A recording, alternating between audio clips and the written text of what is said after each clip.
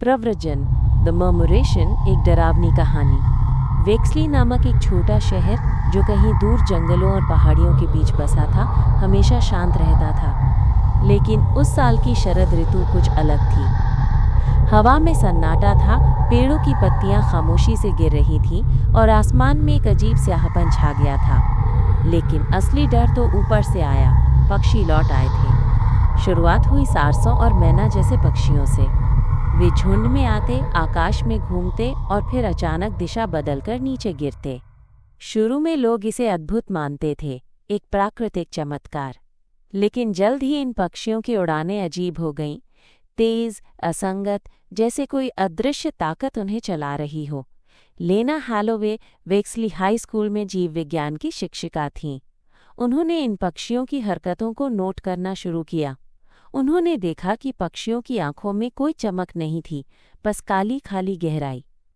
जैसे ये हमें देख रहे हैं, उन्होंने मजाक में कहा, खिड़की पर बैठी मैना की ओर इशारा करते हुए। लेकिन कोई नहीं हंसा।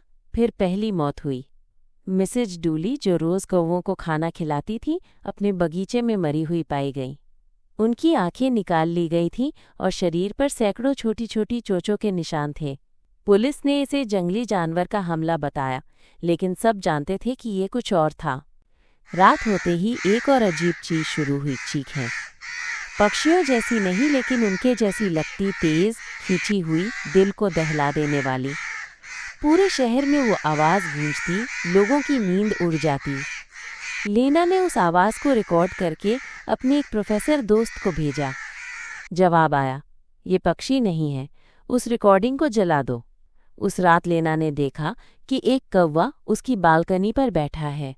वो बिना पलक झपकाए उसे घूरता रहा। जब उसने पर्दा हटाकर दोबारा देखा तो कौवा जा चुका था, लेकिन बालकनी पर पंखों से एक सर्पिल आकृति बनी हुई थी, बीच में एक चूहे का दिल।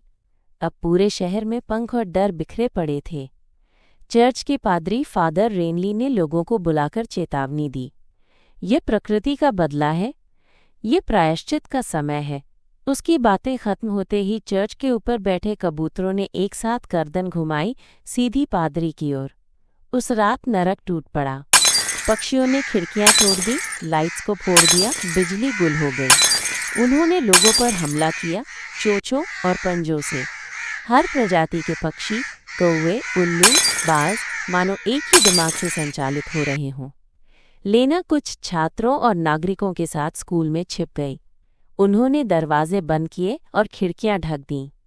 जिम में सभी चुप बैठे थे। बाहर पंखों की सनसनाहट तूफान जैसी गूंज रही थी। छोटा माइलो ग्रीन, 10 साल का बच्चा, एक कोने में बैठकर कुछ बना रहा था। क्या बना रहे हो? लेना ने पूछा। उसने एक चित्र दिखाया, एक विशाल चिड़िया जिसकी आंखें लाल थीं, पंख सैकड़ों छोटे पक्षियों से बने थे।